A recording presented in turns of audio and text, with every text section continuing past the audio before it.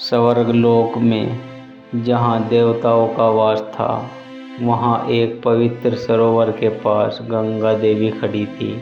उनके हाथ में एक दिव्य अमृत कलश था, जिसकी चमक समस्त लोकों को आलोकित कर रही थी। उनके सामने खड़े थे अग्निदेव, तेजस्वी, ज्वालामयी और अदम्य पराक्रमी। अग्निदेव ने गंभीर स्वर में पूछा, क्या यह अमृत किसी को भी अमर बना सकता है? गंगा देवी ने हल्की मुस्कान के साथ उत्तर दिया, अमृत केवल शरीर को नहीं, आत्मा को भी परखता है।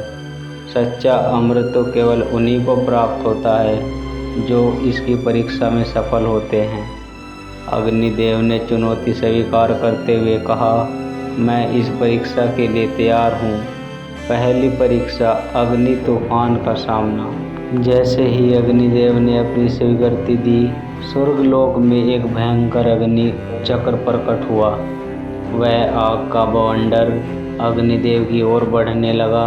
अग्निदेव ने अपनी शक्ति का प्रयोग किया, लेकिन जितनी बार वे उसे रोकने का प्रयास करते, उतनी ही आग भड़क उठती। अचानक उन्हें गंगा देवी की बात याद आई।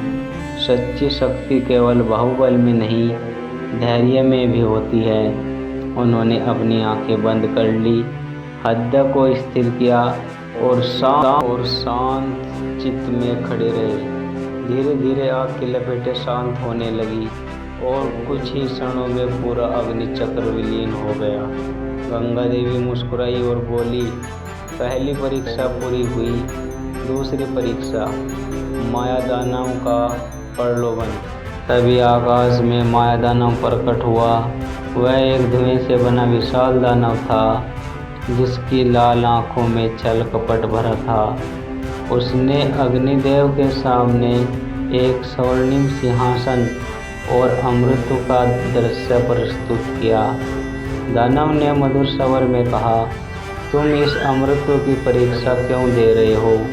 अग्निदेव, यह देखो, यह स्वर्णिम सिंहासन, यह अपार शक्ति, यह अमृत तुम्हारे लिए ही तो है, इसे स्वीकार कर लो। लेकिन अग्निदेव ने दृढ़ता से उत्तर दिया, सच्ची शक्ति आत्मज्ञान में होती है, छलावे में नहीं। जैसे ही उन्होंने यह कहा, माया दानव की काली छाया खुलकर स्वर्गलोक की दिव्यता में विलीन हो गई। गंगा देवी ने सिर हिलाया और कहा, तीसरी परीक्षा, आत्मज्ञान की प्राप्ति। तभी अग्निदेव चारों ओर अंधकार में डूब गए।